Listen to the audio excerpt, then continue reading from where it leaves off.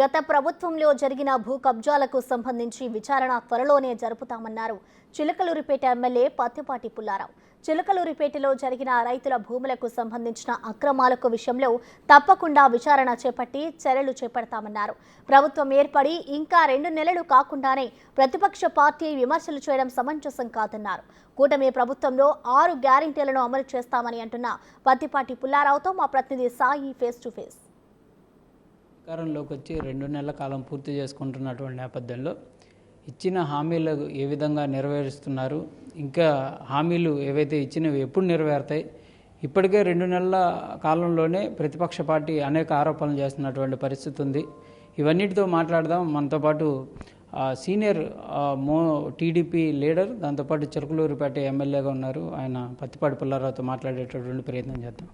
Sir చెప్పండి, మీరు 2 నెలల కాలంలో ఇచ్చిన హామీల్లో ఒక్క పెన్షన్ తప్ప ఏది అమలు చేయట్లేదు అనేది ప్రతిపక్ష పార్టీగా ఉన్నటువంటి వైఎస్ఆర్సీపీ ఆరోపిస్తుంది. మోసగాడు చంద్రబాబు అనే నినాదాన్ని వాళ్ళు ఎత్తుకుంటున్నటువంటి ప్రయత్నం ఉంది. అంటే అధికారంలోకి వచ్చిన 2 నెలలు కాల ఇంకా పూర్తిగా 12 ప్రమాణ స్వీకారం చేశారు. 2 నెలలు పూర్తి కాల. 2 నెలలు కాకముందే హామీలన్నీ అమలు చేయడానికి రాత్రి జగన్మోహన్ రెడ్డి అరాచకాలు, వైఫల్యాలు, గత పాలకుల యొక్క అప్పులు ఇవన్నీ గాడిలో పెట్టడానికి ముందు ఎక్కడికక్కడ అన్ని డిపార్ట్మెంట్ హెడ్స్ని ఏర్పాటు చేసుకోవటానికి ఒకసారి సమీక్ష అన్ని డిపార్ట్మెంట్లు చేస్తేనే కానీ జగన్మోహన్ రెడ్డి ఎంత అప్పులు చేశాడు, రాష్ట్రాన్ని ఎక్కడికి తీసుకువెళ్ళాడు, ఎంత అఘాతంలోకి నెట్టబడింది అనేటువంటిది ఒక స్పష్టత వచ్చేటువంటి అవకాశం ఉంది. అన్న క్యాంటీన్లకి ఎప్పుడు పూర్తి స్థాయిలో అందుబాటులోకి రానున్నాయి. ఇంకోటి, చిలకలూరుపేటలో మీరు గత ప్రభుత్వంలో ఉన్నప్పుడు సుజలా స్రవంతి ప్రోగ్రామ్ని చేపట్టడం జరిగింది. తర్వాత వచ్చిన ప్రభుత్వం వాటిని ఆపివేయటం, మీ మీద కూడా ఎస్ట్రాటరీ కేసులు పెట్టడం ఇవన్నీ జరిగాయి.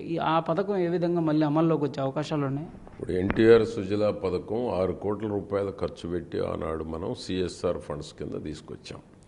అతి పెద్ద మినరల్ వాటర్ ప్లాంట్ ఆంధ్రప్రదేశ్లో కుప్పం, చిలకలూరుపేట. అటువంటి ప్లాంట్ని ఇక్కడ ఎన్టీఆర్ పేరు ఉందనో, లేకపోతే నాకు కానీ తెలుగుదేశం పార్టీకి కానీ పేరు వస్తుందనో ఇక్కడ ఉన్నటువంటి గత పాలకులు దాన్ని 5 ఏళ్ళు పాడుపెట్టారు. పేదవాడికి 20 లీటర్లు 2 రూపాయలకి ఇచ్చేటువంటి పథకాన్ని వాళ్ళు తట్టుకోలేక ఒక ఈర్ష్యతోటి, కులుబోత్తనంతో, ఓర్వలేనితనంతో 5 ఏళ్ళు పాడుపెట్టారు. ఒక మహిళ అయ్యుండి వాళ్ళ పేరు చెప్పడానికి కూడా సిగ్గుపడాలి నేను. అటువంటి గత పాలకులు అన్ని రకాల అగ్రిమెంట్స్ ఉన్నాయి, పేపర్లు ఉన్నాయి, అన్ని రకాలు ఉన్నప్పుడు కూడా 6 కోట్ల ప్లాంటు దాన్ని పేద ప్రజలకు అందుబాటు లేకుండా చేశారు. నేను మధ్యలో మళ్ళీ 20 లక్షలు పెట్టి రిపేర్ చేయించాము, ఇస్తున్నామని చెప్తే మళ్ళా రిపేర్ చేసి అంతా రెడీ చేసి ఓపెన్ చేయడానికి పోతే ఒక ఎస్సీ ఎస్టీ ఆఫీసర్ని అడ్డం పెట్టి వాళ్ళు వెనకుండి ఎస్సీ ఎస్టీ యాక్ట్ కింద మళ్ళా కేసులు బుక్ చేయటం, అరెస్టులు చేయటం, 4 రోజులు మా కేడర్ని నిద్ర లేకుండా చేయటం చేశారు. అధికార దుర్వినియోగానికి పాల్పడ్డారు. అటువంటి ఎన్టీఆర్ సుజల ఈరోజు మళ్ళా తిరిగి ప్రారంభించబోతున్నాం. తిరిగి మళ్ళా ఇప్పుడు ఒక 20-25 లక్షల రూపాయలు మళ్ళా ఖర్చు పెట్టి వాళ్ళ యొక్క అసమర్థత కావచ్చు, వాళ్ళ చేతగానితనానికి ఈరోజు అది రన్నింగ్ ఉంటే ఖర్చు పెట్టే పని లేదు. పాడు పెట్టారు కాబట్టి దాన్ని రన్ కాకుండా చేశారు కాబట్టి మొన్న ఒక 20 లక్షలు, ఇప్పుడు ఒక 45 లక్షలు ఖర్చు పెట్టాల్సిన పరిస్థితి వచ్చింది. 45 లక్షలు అనేటువంటిది ముఖ్యం కాదు. 5 ఏళ్ళు పేదవాడు 2 రూపాయలకి 20 లీటర్ల క్యాన్ కిన్లే బిస్లరీకి సమానంగా ఉండేటువంటి మినరల్ వాటరు నోచుకోకుండా పేదవాళ్ళకి నష్టం చేశారు. తగిన మూల్యం చెల్లించుకున్నారు. అందుకనే ఆ విధంగా ఎన్టీఆర్ సుజల పేద ప్రజలకు అందుబాటులో తీసుకురాబోతున్నాం.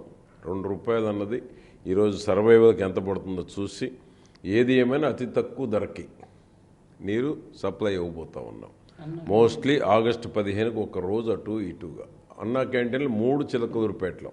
ఆ విధంగా పేదవాడు కడుపు నింపేటి పథకం అన్నా క్యాంటీన్, టిడ్కో ఇళ్ళు, పేదవాడి సొంత ఇంటి కల సాకారం చేయబోతా ఉన్నాం. చిలకలూరుపేటలో 5,520 ఇళ్ళు మేము కట్టించి పెడితే 4,512 ఇళ్ళు అలాట్మెంట్ కూడా చేస్తే అక్కడ ఉండకుండా అడ్డుకున్నారు 5 ఏళ్ళు. ఇప్పుడు మేము వచ్చినాక అన్నీ అక్కడే పోలీస్ పోస్ట్ పెట్టాం. ఈరోజు బస్సు తిప్పుతున్నాం, అన్ని రకాల ఫెసిలిటీస్ క్రియేట్ చేస్తున్నాం. 5,520 ఇళ్ళు పేదవాళ్ళకి చిలకలూరుపేటలో అందించబోతా ఉన్నాం. పేదవాడికి ఎవరు చేరతారో వాళ్ళకే ఇవ్వబోతున్నాం. ఎవరో పేర్లు రాసుకొని అమ్ముకుంటా ఉంటే కుదరదు. ఏ పార్టీ వారైనా ఇమీడియట్ ఆడ చేరటానికి, కాపురం ఉండటానికి ఇష్టపడేటువంటి వాళ్ళకే రైట్స్ ఇవ్వబోతున్నాం. 300 అడుగులు ఉన్నటువంటి వాళ్ళకి టోటల్ ఫ్రీ, 365, 430 అడుగులు ఇల్లు కావాలన్న వాళ్ళు మాత్రమే బ్యాంక్ ఇన్స్టాల్మెంట్లు కట్టుకోవాల్సి ఉంటుంది.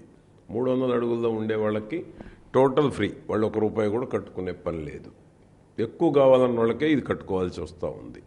ఆ విధంగా 5,520 ఇళ్ళు చిలకలూరుపేటలో నివాస గృహం లేని పేదవారి సొంత ఇంటి కల సాకారం చేయబోతా ఉంది తెలుగుదేశం కూటమి ప్రభుత్వం.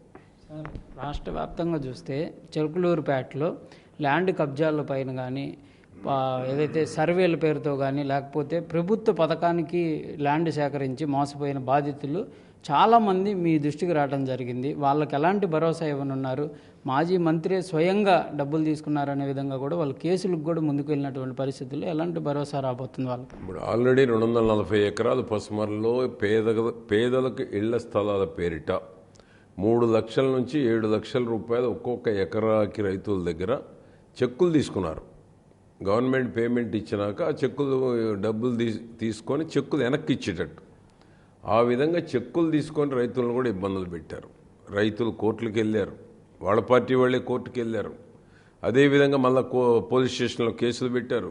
చిలకలూరుపేటలో వాళ్ళు చేయని నేరాలు, ఘోరాలు లేవు, అరాచకాలు లేవు, ఇంకా అప్రూవ్డ్ లేఅవుట్ లేదు, అన్ని అనాథరైజ్డ్ లేఅవుట్లు.